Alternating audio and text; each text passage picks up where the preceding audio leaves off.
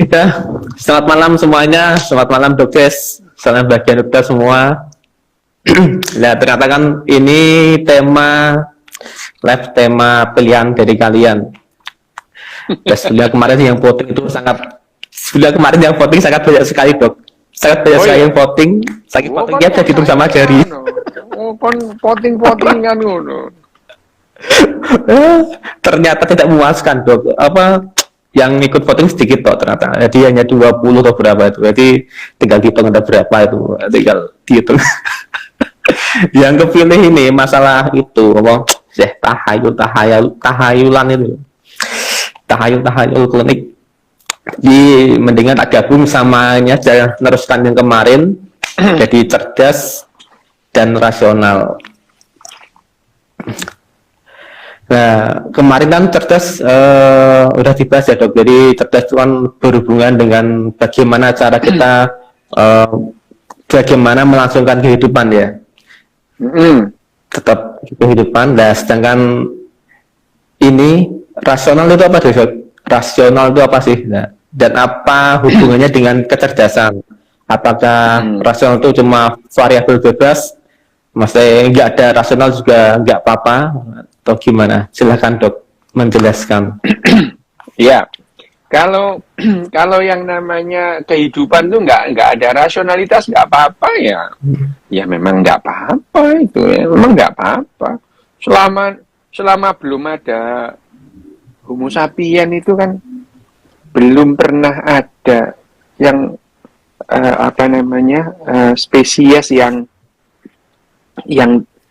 terbukti mempunyai rasionalitas itu ya, bisa menghubungkan satu hal dengan yang lain ya. Jadi dia bisa melihat misalnya mekanismenya kenapa sakit gitu. Itu cuma manusia sejauh ini ya itu ya. Kenapa orang kok sakit gitu ya. Terus kemudian bagaimana pohon itu tumbuh gitu ya. Itu rasionalitas. Terus kemudian rasionalitas itu misalnya ngitung dengan hitung-hitungan berapa kali dalam setahun itu siklusnya itu matahari itu. Hitungan ya, dihitung ya, bukan dengan naluri itu ya. Misalkan orang naluri kan misalnya secara naluriah angsa gitu. Atau kelelawar gitu. Kelelawar itu terbang ke utara, ke selatan pada musim-musim tertentu gitu. Itu mereka nggak ngitung ya, itu nggak ngitung, mereka nggak notice. Nah, rasionalitas itu adalah menghubungkan kejadian-kejadian itu secara logis itu ya. Nah, logis belum tentu rasional gitu. Logis belum tentu rasional. Jadi manusia itu menggunakan logika gitu ya. Logikanya gini. Ya tadi itu. Petir itu mesti ada yang buat itu. Itu logika gitu ya. Logikanya adalah petir itu pasti ada yang buat. Nggak mungkin ada dengan sendirinya. Itu logika gitu. Meskipun logikanya orang itu kebanyakan cacat gitu ya. Cacat itu. Misalnya nggak mungkin alam semesta ini ada tanpa ada yang membuat misalnya. Itu logika gitu. Tapi itu logika cacat itu. Misalnya gitu.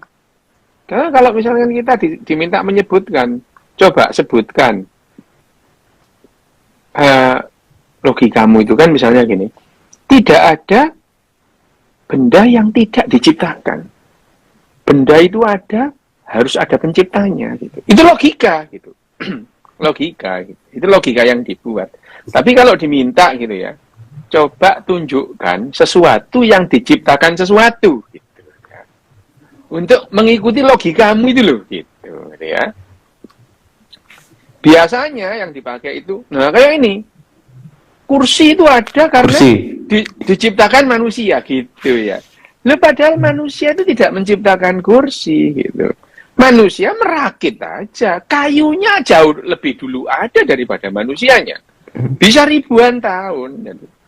Jadi logikanya kalau ada pencipta alam semesta, dia juga nggak menciptakan, dia merakit. Kalau ngikuti logikamu loh ya, gitu ya. Bahwa kursi itu ada karena diciptakan oleh manusia gitu. Ya, ya enggak itu. Manusia itu membuat kursi itu sama dengan manusia numpuk 2 atau 3 batu menjadi susunan. Sama persis itu. Tidak ada bedanya itu. Tidak ada bedanya. Jadi manusia membuat kursi dengan manusia menumpuk batu 2 atau 3 itu sama.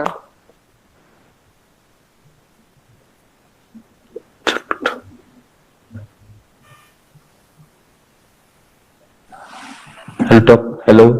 Halo, dengar ya? Ini Tapi mati. gambar hilang dok. Oh, Ini mati ya anu nih, gensetnya. walah. Tak kira hilang, kirain hilang. Gensetnya mati. Jarno iki biasanya 4 detik langsung balik mana, tapi iki kok suwe. Oke. Enggak apa-apa. Oke. Ya, wes. Kita horor Siti. Kelihatan Siti idiot. Nah, udah nyala langsung. Oke. Ini ada kakak. Ini ada kakak. Hai.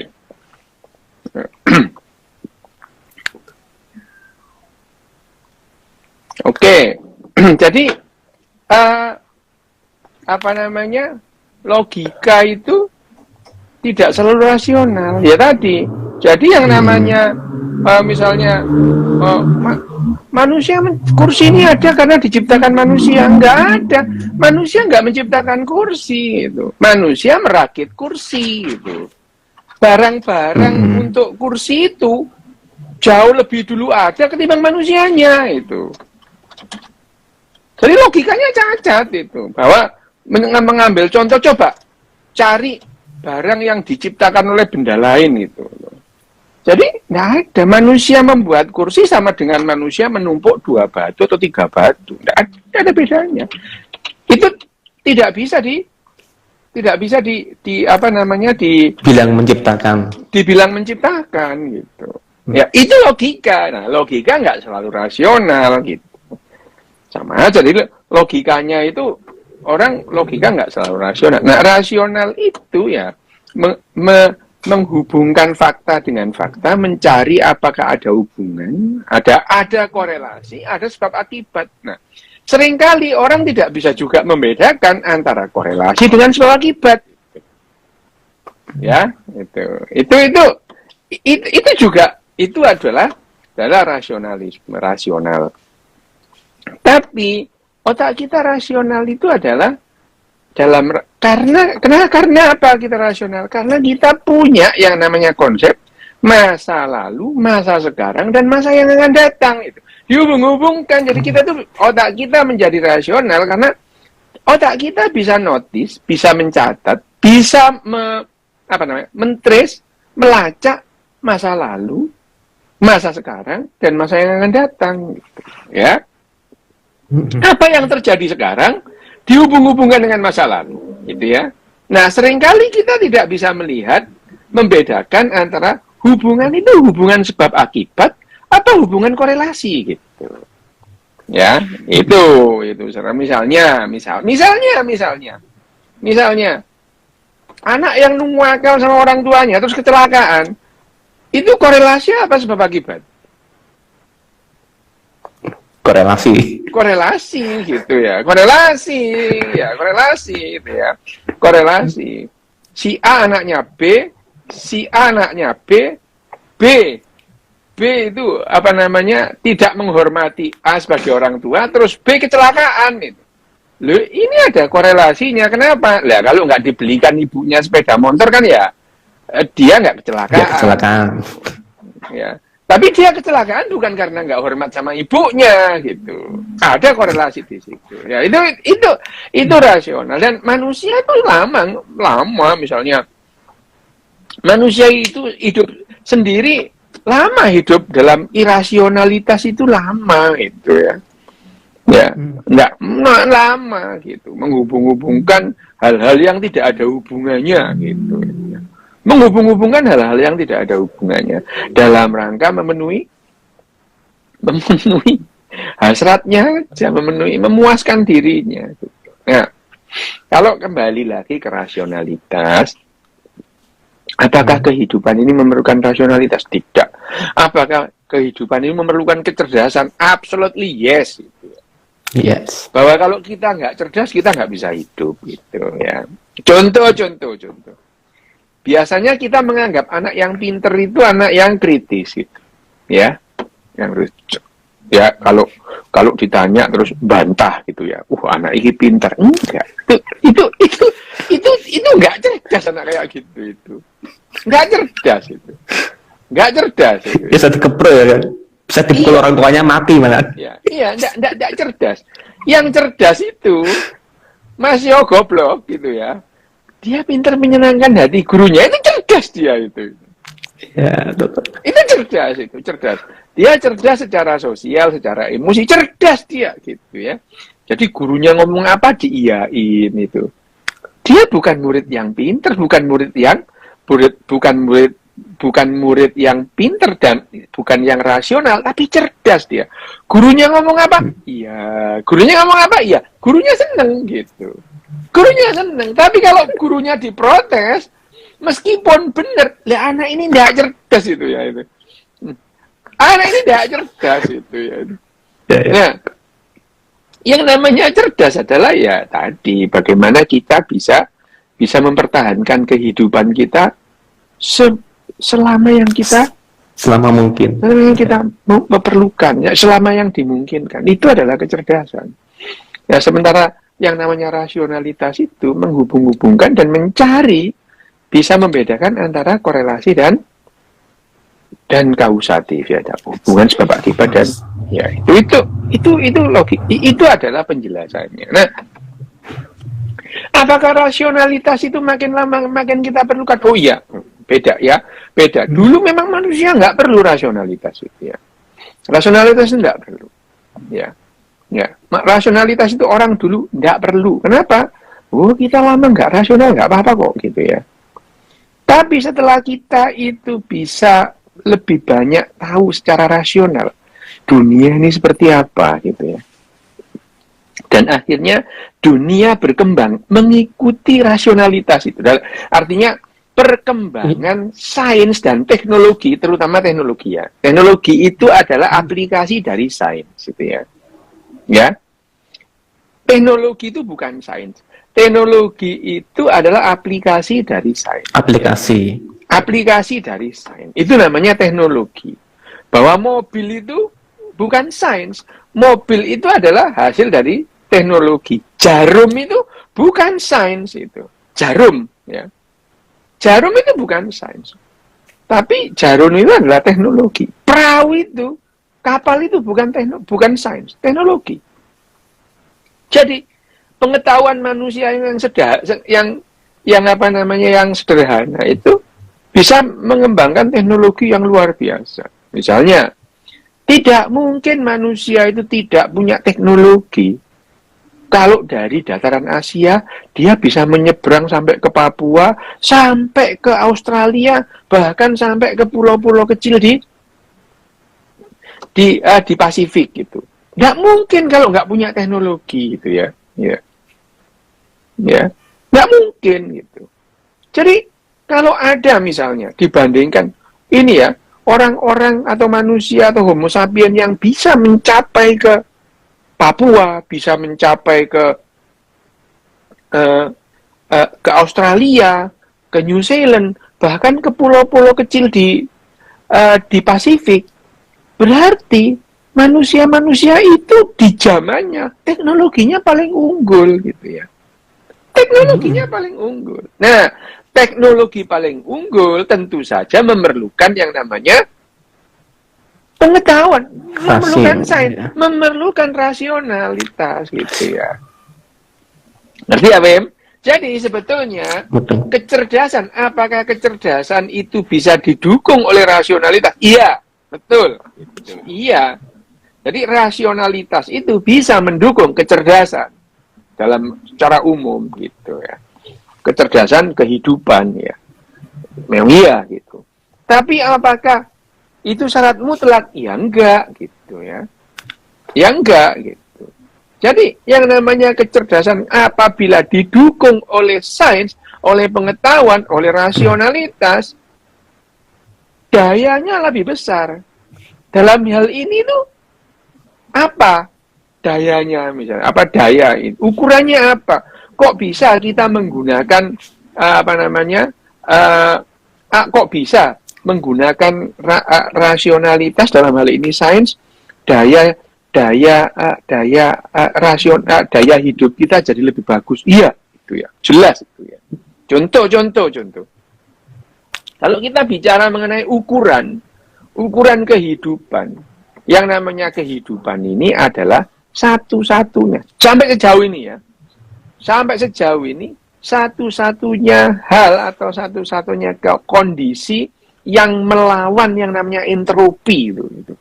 Jelas sudah. Kehidupan terbukti. Selama 4 miliar tahun lebih, kehidupan ini terbukti melawan entropi itu. Entropi itu apa?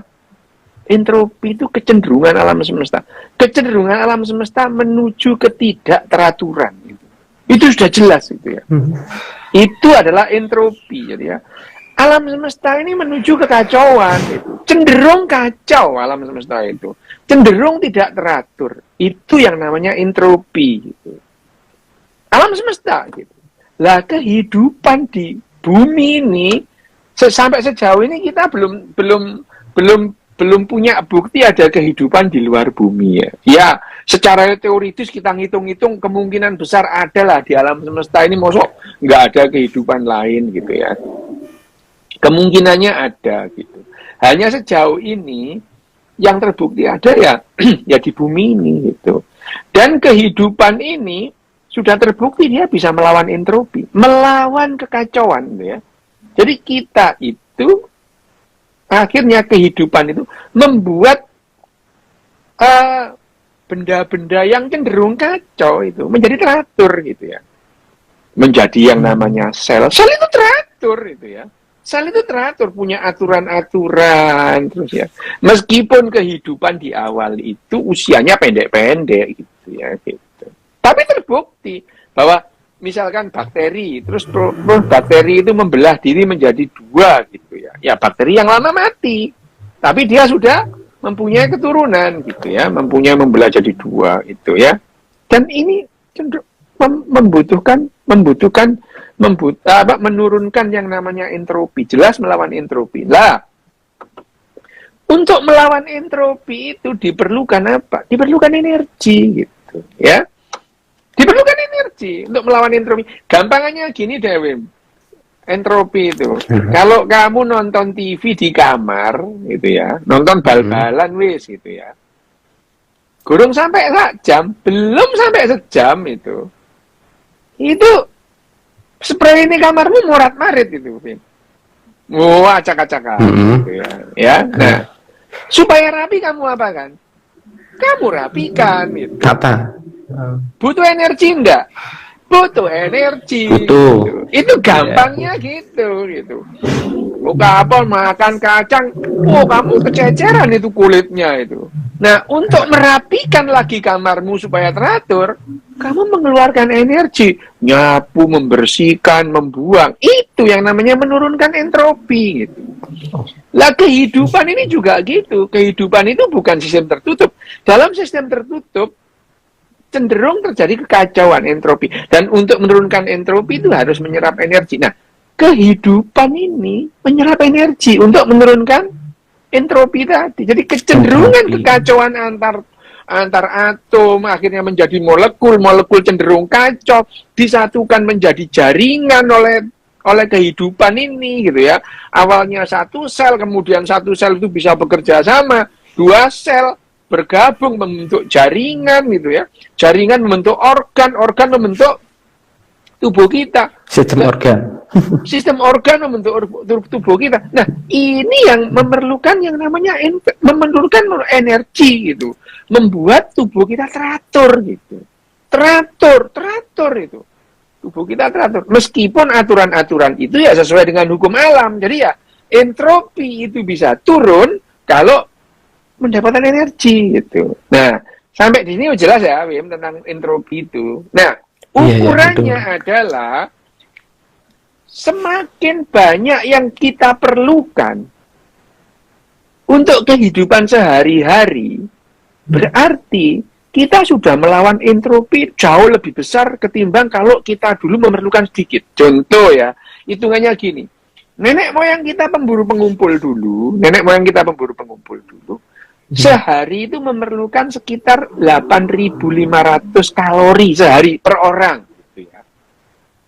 Mereka ya, nenek moyang kita pemburu pengumpul dulu itu memerlukan sehari harus rata-rata menghabiskan atau memerlukan 8.500 kalori sehari. Untuk apa? Untuk makannya dia itu. Makan ya, kita kan makan, makan terus kamu makan itu. Kalau kamu mau berburu itu kan ya badanmu yang kamu keluarkan itu ya. Panas dari badanmu, kalori itu ya, kalori. Kalorinya dapat dari mana? Dari makanan. Satu orang untuk makan minum perlu kira-kira maksimal 3.500 kalori. Tapi kan apakah hanya itu? Tidak itu. Bakar kayu itu kan kalori namanya. Bakar kayu untuk makan itu juga kalori gitu ya. Bakar kayu untuk makan itu kalori gitu. Terus bakar kayu malam-malam untuk berdiam kalori. Jadi hitungannya nenek moyang kita pemburu pengumpul itu per orang per hari menghabiskan 8.500 kalori gitu. Sekarang saat ini detik ini satu orang manusia yang hidup di tahun ini di hari ini menghabiskan 380.000 kalori gitu. 380. Itu udah meningkat banyak itu ya. Artinya untuk menurunkan entropi melawan entropi itu sudah sekian kali lipat. Artinya juga itu ya. Kita itu sudah membuat entropi itu turun itu dalam hal banyak. Kenapa misalnya? Apa yang kita perlukan untuk dalam hal ini? Kamu misalkan dari Semarang mau ke Gresik, naik kereta api, memerlukan energi enggak? Yeah. Memerlukan kalori? Iya, itu. Jelas memerlukan kalori. Kita sekarang, tadi, genset mati jeglek gitu. Mati. Yeah. Gensetnya pakai apa? Pakai diesel. Dieselnya pakai solar gitu ya. Itu juga memerlukan kalori gitu. Jadi hitung-hitungannya kamu naik mobil pakai Pertamax turbo memerlukan kalori juga gitu. Jadi hitung-hitungannya seperti itu. Nah, makin banyak kalori yang kita perlukan satu hari di bumi ini, berarti kita itu sudah daya hidup kita itu sudah luar biasa dibandingkan gitu ya. Dibandingkan yang tadi di nenek moyang gitu. Nah, sekarang kalau kita berbicara lagi, bagaimana kita bisa meningkatkan kebutuhan kalori kita dari 8.500 menjadi 380.000? Pakai apa? Pakai rasionalitas. Ya, rasional ya. Ya, teknologinya tadi itu. Jadi dengan demikian harapan hidup kita bisa naik, kebahagiaan kita bisa naik, kesejahteraan kita bisa naik. Artinya kita jadi lebih cerdas nggak? Secara umum. Iya. Gitu. Iya, gitu ya. Iya. Jadi manusia itu secara kumulatif makin cerdas. Tapi ono sing tambah goblok ya akeh gitu ya. Tambah nggak rasional, IQ-nya makin rendah. Ya banyak gitu. Ya banyak. Karena pengetahuan kita itu sekarang adalah pengetahuan akumulatif, pengetahuan kumulatif, bukan pengetahuan orang per orang gitu ya. Bukan pengetahuan orang per orang. Kamu merasa yang namanya kita sekarang makin maju, yang maju beberapa orang aja kali, kamu makin goblok gitu. Perwakilan deh, perwakilan. Nah iya itu. Ya, yang makin pinter beberapa orang aja kali, kamu makin bodoh gitu. Itu. Ya, ini yang jadi persoalan kan orang merasa kita makin maju, kita itu istimewa, hanya manusia yang bisa mikir. Iya, bukan kamu kali yang bisa mikir, kamu makin geblek gitu. Ya ini yang namanya rasional. bahwa teknologi ini makin maju, iya, sains makin maju, tapi orang per orang makin cerdas atau makin pinter, enggak, banyak yang makin geblek juga itu. Lah, faktanya, lah Indonesia sekarang turun rata-rata IQ-nya. Loh, IQ dalam hal ini, IQ itu ukuran rasionalitas, IQ ya. IQ itu ukuran rasionalitas. Jadi kalau ngomong soal IQ, yang diomongkan ada rasionalitas, bagaimana orang itu menghubungkan kejadian, bagaimana orang itu penalarannya, itu IQ gitu. Meskipun IQ itu ya nggak paling penting, banyak yang lebih penting gitu ya. Ya kecerdasan misalnya Indonesia ini, kecerdasannya ya sama, kecerdasan akumulasi, kecerdasan kolektif orang sak dunia. Loh, yang membuat Indonesia itu seperti gini itu bukan hanya kecerdasan kolektif orang Indonesia, kecerdasan kolektif orang Korea segala gitu. Lu iya itu. Orang Korea bikin drama Korea itu. Kita menikmati, kita nyaman gitu ya itu. Orang Korea joget-joget, kamu seneng gitu ya. Lu ini kecerdasan kolektif itu. Kamu disuruh joget pun nggak bisa gitu ya. Nyanyi juga nggak bisa. Tapi kalau artismu dicela kamu ngamuk. Itu kecerdasan kolektif. Gitu. Orang aku, bukan aku dok, bukan aku. Itu yang namanya kecerdasan akumulatif atau kecerdasan kolektif bareng.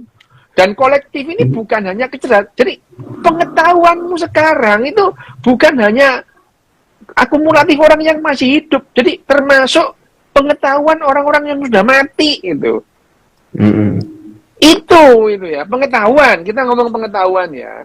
Nah, pengetahuan itu ada yang pengetahuan rasional, ada pengetahuan yang nggak rasional gitu. Ada pengetahuan nggak rasional kan banyak itu. Iya. Banyak. Ya itu. Pak Ustadz, ini anak saya tiga-tiganya demam, kenapa ya? Oh, kamu kurang sedekah. Ayo sedekah ke tempatku gitu. Mana duitnya dok? Loh, ya pulang dia sama istrinya. Bune gitu. Anak kita demam itu ternyata kita kurang sedekah. Lah terus, ya udah deh ini kalungmu dijual. Sedekah kemana? Ke Pak Yai. Lah repot ya itu. Sedekahnya ke Ustadz gitu. Ini yang namanya pengetahuannya itu enggak rasional gitu. Bayangin aja, tipes kok disuruh sedekah, tipes itu disuruh beli obat itu loh. Obat tipes itu. Itu. Tapi kalau baca komik termasuk irasional nggak dok? Baca buku-buku novel fiksi gitu kan? Termasuk tahayul apa irasional? Ya itu khayalan jelas sih gitu. Yeah. Itu jelas khayalan itu. Itu jelas khayalan itu. Jelas khayalan. Ya saya menikmati Thor atau menikmati Spider-Man itu nggak apa-apa itu. Tapi kan ya aku nggak ngotot bahwa yang namanya Spider-Man itu harus ada gitu. Iya. Aku itu menikmati Thor, menikmati Spider-Man. Betul. Ya tapi yang nggak usah ngotot bahwa Thor itu ada sungguhan gitu. Itu yang rasional itu gitu. Rasional. Ya itu rasional. Ngapain aku mengimani Thor, gendeng apa gitu. Wah, harus beriman. Ngapain aku mengimani Thor gitu. Kalau nggak beriman dipukul sama palunya loh dok. Lah, gendruwo aku nggak beriman apa menetor itu. Itu ya gitu. Ini yang disebut rasional. Nah, rasionalitas kita, jadi sekarang itu kita itu makin maju teknologi kita karena pengetahuan kolektif gitu. Jadi kamu jangan merasa pinter gitu. Yang pinter itu adalah masyarakat secara akumulatif, kolektif. Kamu makin goblok ya banyak gitu. Makin goblok aja gitu ya. Makin goblok gitu. Itu yang namanya rasionalitas gitu ya. Jadi rasionalitas, bahwa rasionalitas itu bisa meningkatkan kecerdasan. Ya, kecerdasan. Kolektif gitu ya. Manusia itu bisa misalkan, ini Elon Musk bisa menerbangkan roket ya.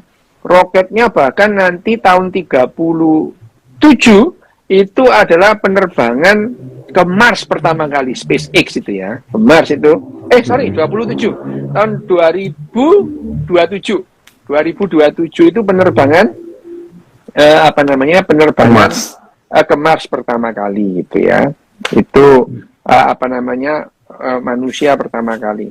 Nah itu yang dilakukan ya nanti.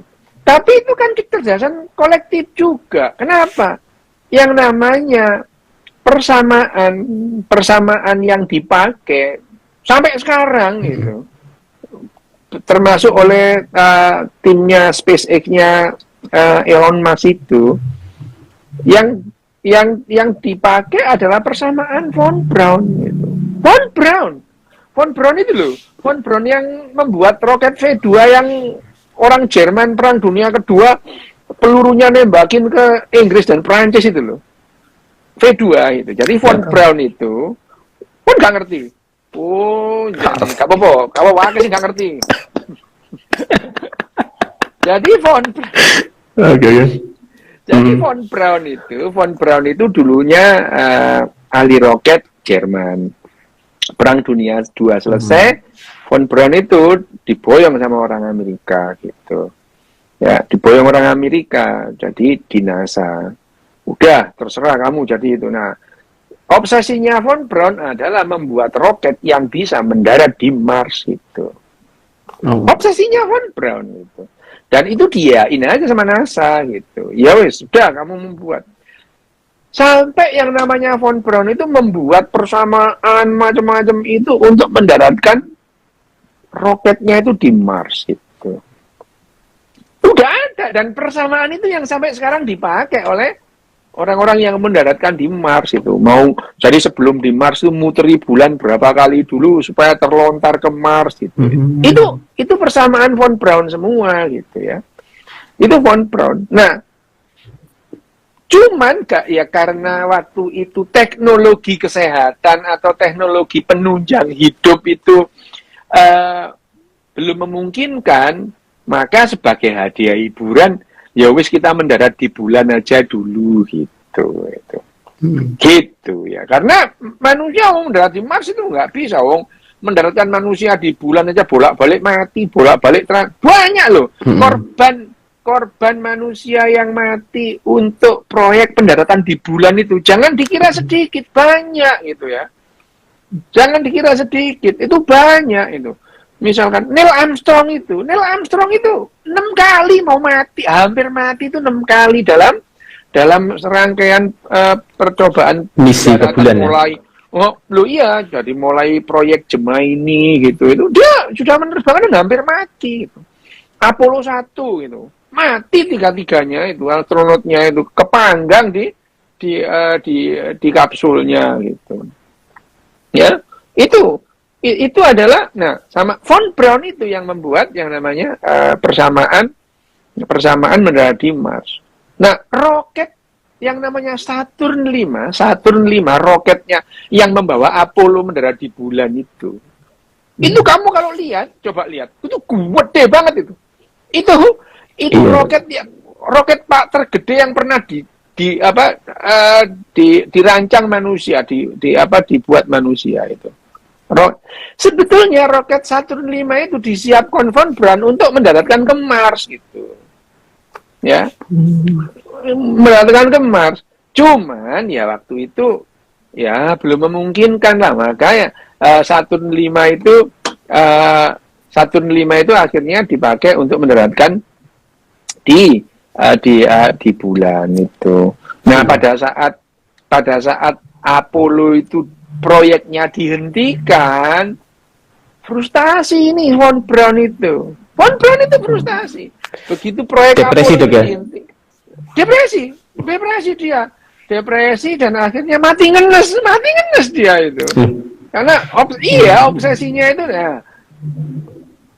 Orang yang rasional tapi tidak cerdas secara emosi dan sosial ya kayak gitu. Ya amit-amit ya, aku jangan sampai gitu aku ya itu.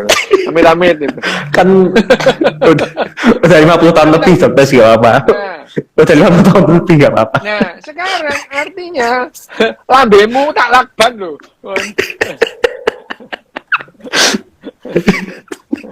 Lambene. Oh, kok tak lakban. Jadi jadi pengetahuan sekarang itu termasuk teknologinya Elon Musk itu ya pengetahuan kolektif dari pengetahuannya Von Braun ya macam-macam gitu ya. Itu yang namanya pengetahuan kolektif. Lah apa gara-gara Von Braun itu bisa mendaratkan di Mars, membuat pesawat, terus otomatis kamu ikut pinter? Ya enggak itu. Ya memang terwakilkan. Ya lah iya, manusia memang bisa mendaratkan orang di bulan, tapi belum tentu kamu makin pinter, kamu makin geblek ya bisa gitu. Jadi jangan manusia sekarang bisa mendaratkan di bulan gitu ya. Lah makin geblek aja kok gitu. Nah, itu tadi ya, itu jadi IQ itu ukurannya adalah rasionalitas. untuk rasionalitas. Tapi ya sekali lagi gitu ya, ikut banget dan mendoakan ya udahlah, oke. Nah itu dari masa Sumarlo. Nah ini yang namanya rasionalitas, bahwa rasionalitas itu meningkatkan kecerdasan bersama untuk hidup lebih lama. Iya gitu. Iya. Jadi kalau ada orang harapan hidupnya lebih bagus gitu ya. Sekarang usia harapan hidup kita itu 80 tahun lebih gitu. Karena apa? Karena rasionalitas gitu ya. Tapi orang-orang yang goblok juga ikut juga harapan hidupnya lebih tinggi gitu ya. Iya itu. Berobat ke dokter gitu ya. Wah, begitu pulang, waduh saya disembuhkan oleh jin penunggu pohon cipluan. Waduh, terima kasih Jen gitu ya. Kamu bekerja lewat tangannya dokter gitu. Bisa gitu ya. Lah, iya nggak apa-apa juga. Dokternya yang penting dibayar gitu. Nggak apa-apa gitu. Betul, Dok, betul. Iya, usah karepmu gitu. Nah, itu yang namanya kecerdasan kolektif itu bukan lantas setiap individu itu jadi lebih pinter. Cerdas. Gitu. Enggak, jadi lebih rasional, makin enggak rasional gitu, makin enggak rasional. Waduh, kamu semoga penyakitmu diangkat oleh genderuwo penunggu pasar gitu, karena dia yang menciptakan semuanya gitu. Ya enggak apa-apa lah, sakarepmu lah ya gitu, tapi itu enggak rasional gitu. Lo dokter pun dokter gitu, dokter gitu ya. Itu ya enggak rasional juga. Di WhatsApp grup itu kamu kira dokter nggak gitu? Ya gitu, semoga diangkat penyakitnya. Lah, diangkat loh, sing ngangkat sopo ngono lho. Diangkat tidak. Ya, jadi kalau di WhatsApp grup dokter itu ada yang sakit, itu dokter itu responnya gitu. Semoga diangkat penyakitnya. Lho, sing ngangkat iku sopo gitu. Lho, sing sama kamu lho, Dok. Lah, makane lho dokter lho. Jadi jangan dianggap dokter itu rasional, enggak gitu. Enggak gitu. Jadi ya kamu kira terus dokter rasional, enggak gitu. Nah, itu yang namanya. Jadi dokter banyak yang goblok, banyak gitu. Kamu kira dokter pinter, enggak gitu. Ya, dokter termasuk yang mana ini? Lo ya enggak apa-apa gitu. Oh, kamu kira gitu. Ada banyak gitu.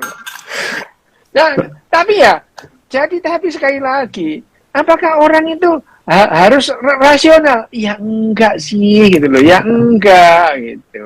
Enggak apa-apa, enggak rasional, tapi jangan ke temen gitu ya. Goblokmu nularin orang itu yang bahaya. Orang diajak goblok, itu kalau kamu goblok sendiri enggak apa-apa gitu. Kalau goblok itu ngajak-ngajak itu yang bahaya gitu. Yo kan biar ada temennya, Dok. Mulai iya goblok jamaah repot iku ngono ya. Goblok kok ngajak-ngajak gitu. Oke, pertanyaan. Oke, ya Dok. Ini harus takon. Aku tak mudeng soalnya. Aku nggak paham soal ini. Nih, Dok, bisa ngejelasin secara ilmiah nggak apa yang terjadi pada otak saat manusia mengalami cognitive dissonance? Dissonance, oke ya, udah. Kalau itu sih udah lama kita temukan. Jadi sebetulnya tentang cara kerja otak kita, bagaimana rasionalitas itu dihasilkan oleh otak kita, bagaimana pertimbangan rasional itu dihasilkan oleh otak kita, bagaimana emosi itu dihasilkan oleh otak kita. Algoritmenya kita sudah tahu, gitu ya. Ya memang bulat. Wah, itu kalau misalkan satu persatu itu ya, misalkan ada satu algoritma emosi gitu. Kalau dibuat itu ya, misalkan dibuat dengan tulisan gitu ya, dengan tulisan gambar itu ya, 50 buku ya belum habis gitu. Tapi kita sekarang punya yang namanya komputer gitu ya, punya AI dan itu bisa merekam itu semua, itu kita bisa tahu. Algoritmanya kita udah tahu. Algoritma bagaimana otak kita bagaimana mengalami apa tadi? Kognitif dissonance itu lumrah karena yang namanya ratusan ribu tahun bahkan jutaan tahun emosi kita tuh selalu membajak rasionalitas kita. Kenapa? Loh ya itu yang penting itu. Dulu itu harus dibajak. Rasionalitas kita itu harus dibajak supaya kita bisa bertahan hidup gitu. Contoh ya, saya sering mengambil contoh manusia di padang savana, nenek moyang kita pemburu pengumpul, ada semak-semak bergerak-gerak. Kalau dia rasional, sebentar, itu belum tentu loh itu serigala atau harimau. Jangan-jangan kelinci kawin. Ayo kita intip yuk gitu. Loh, kalau itu serigala atau harimau beneran mati gitu ya. Itu mati gitu.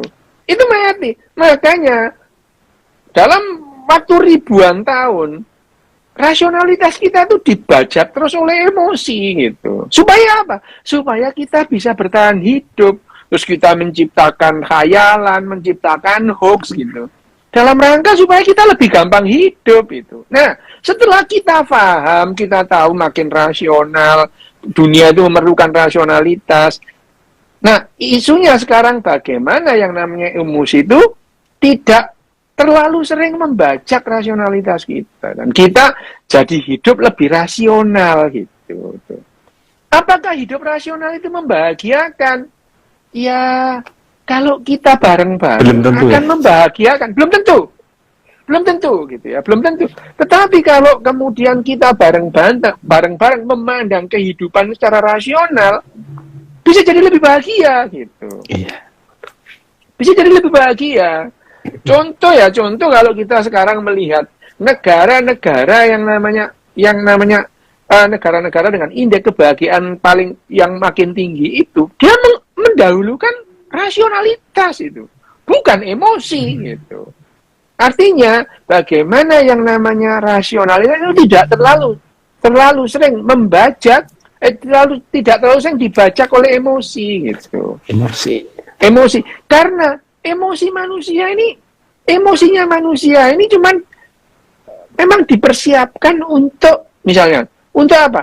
Dipersiapkan untuk memperpanjang kehidupan selama mungkin gitu ya. Sehingga salah satunya otak kita itu terlatih melacak perbedaan, tidak terlatih melacak persamaan gitu. Otak kita itu menotifikasi perbedaan kecil, tapi tidak sadar akan persamaan yang banyak gitu. Misalnya, kamu sama aku, Wim, jejer duduk, orang akan melihat perbedaannya, bukan melihat kesamaannya. Padahal kalau aku sama kamu, persamaannya banyak, Wim. Alisnya di atas mata, matanya dua, hidungnya satu, rambutnya, mulutnya dua, semua sama itu. Itu sama semua gitu. Tetapi yang dilacak oleh kita adalah perbedaan itu. Kenapa demikian? Karena perbedaan, kalau kita bisa perbedaan, kita bisa dengan cepat bisa menentukan mana musuh, mana kawan, mana predator, mana yang bisa kita makan. Itu yang penting gitu. Jadi otak kita selama ribuan tahun dilatih untuk melacak perbedaan gitu. Sementara kalau kita kerjasama, sekarang kita harus saling akrab dengan melihat kesamaan itu. Itu latihannya itu. Jadi latihan-latihan yang dilakukan di negara-negara bahagia itu, kita paham betul bagaimana mematikan kecenderungan kita untuk melihat perbedaan itu. Dimatikan, ditumpulkan, kita dilatih untuk menumpulkan kemampuan otak kita melacak perbedaan dan menotis kesamaan. Itu.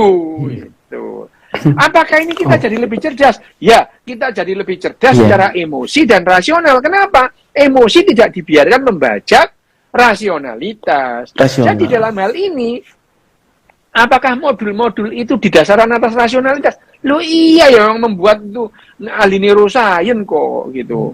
Lah kamu kira neuroscience itu bikin modul pakai doa? Ya enggak itu. Pakai wahyu, Dok. Ya, ada wahyu turun ini. Gitu. Aduh. Itu ya, tentang yang namanya cognitive dissonance tadi itu. Ya. Terus ada juga yang tanya nih, Dok, apa masalah cinta-cintaan. Nanti mending tanya aja di nonton YouTube-nya Dok Des aja. Masalah cinta-cintaan dulu. Itu cinta-cintaan Males aku. Bosan, Dok ya? Bosan aku. Cinta. Pangan itu, makan itu cinta gitu. Aduh. Kemarin tuh Pak. Berarti kan tadi sudah dijelasin pokoknya ini cerdas, rasional, terus emosi itu berbeda Dok ya? Beda. Siap. Oke. Dan ini Dok, nah ada kasus tadi ya, misalkan contoh ya, orangnya tuh bisa memanipulasi, ya kan? Memanipulasi orang biar dia hidupnya enak, gitu kan? Itu termasuk cerdas apa gimana, Dok? Lo cerdas. Gini loh ya, sebetulnya gini.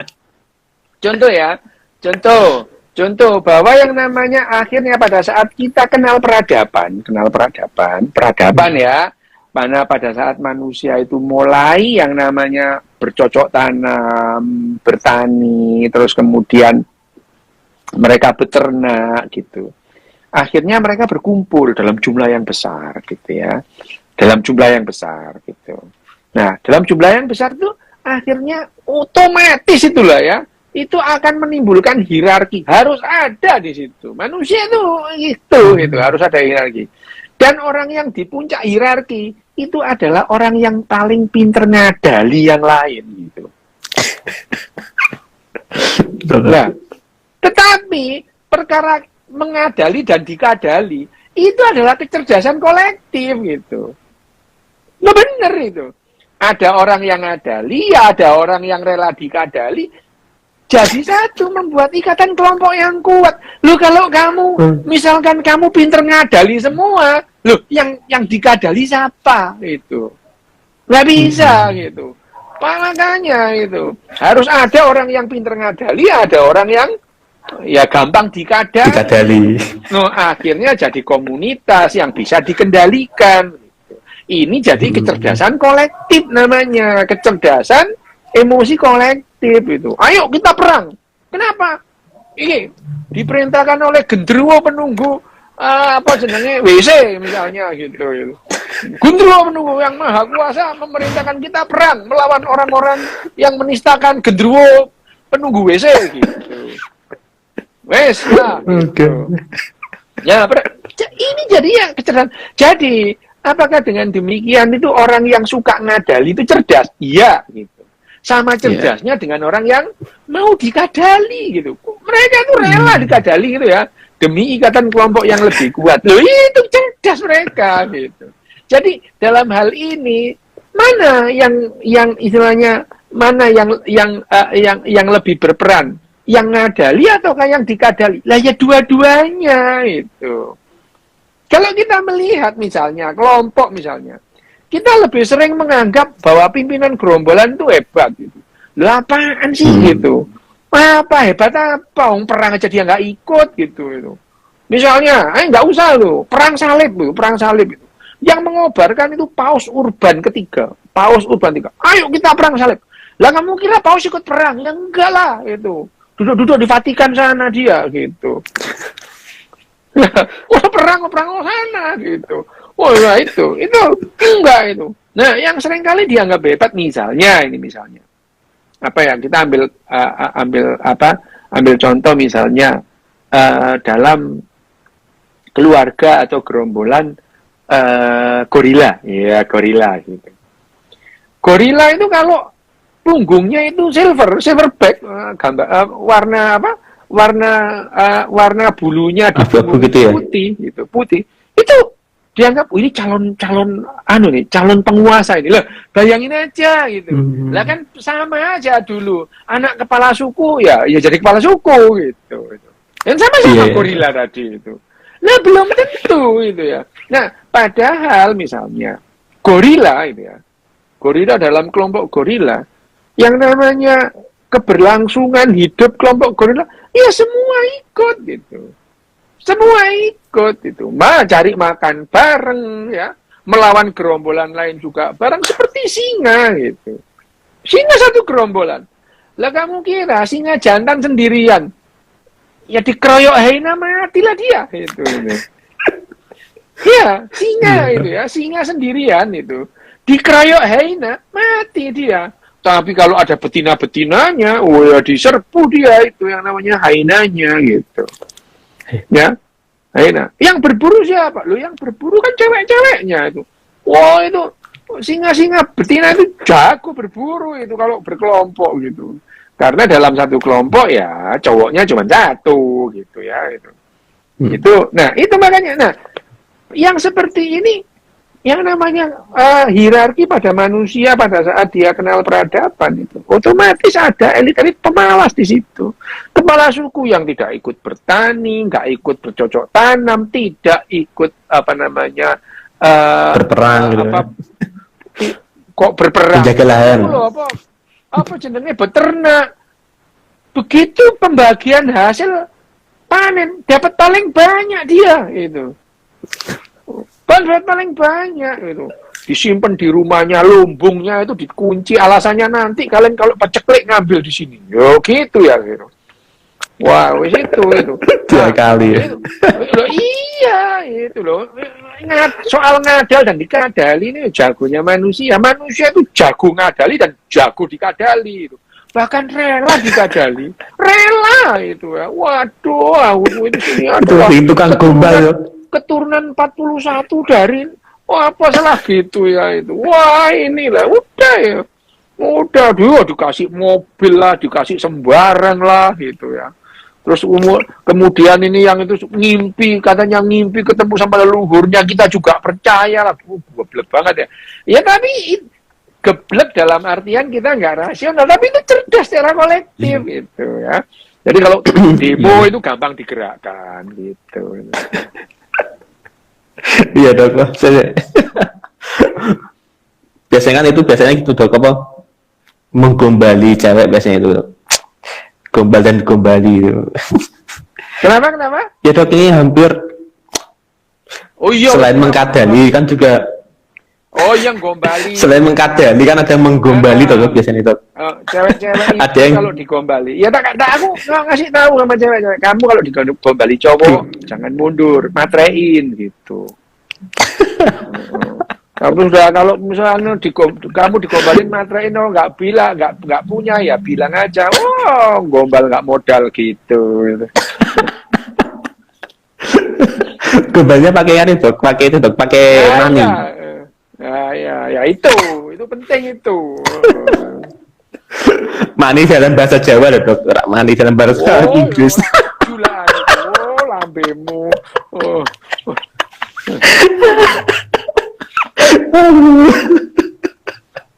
Oke. Ini dokter di mana dok? Ini di isekai ya di mana dok? Apanya? Di posisi di mana nih? Posisinya di mana ini? Di plus 62. Ngombe apa itu? Ngombe apa? Ini dok sirup sisa. Tak pikir cawan arak kau no. Meta aja bersulang ini dok, saking.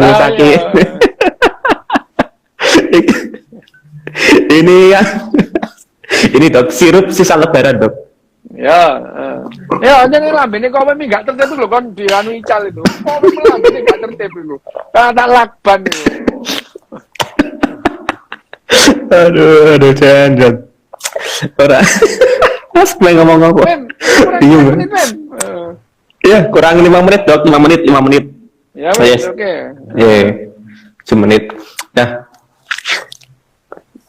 jadi apa nih yang tanya lagi? Apa sih? Apa? Malah psikopat dan sosiopat. Oh, kenapa? Dan ya apa tuh penjelasannya Psikopat tuh dan gimana? Sosiopat dan psikopat itu sulit dibedakan. Hampir sama lah ya. Itu.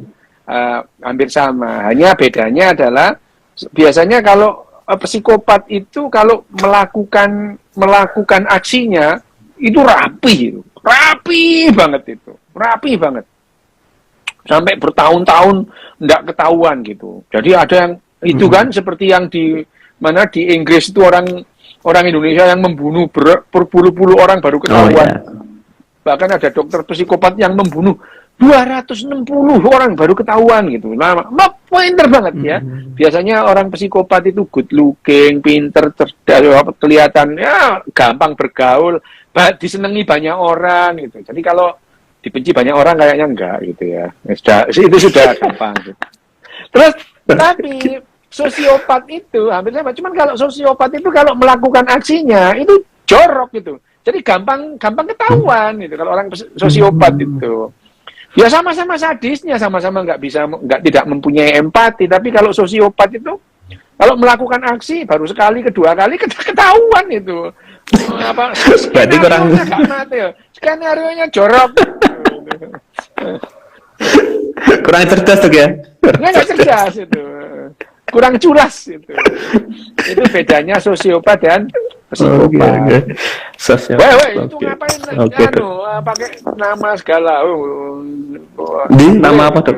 Itu enggak itu. Ya. Oh, ya.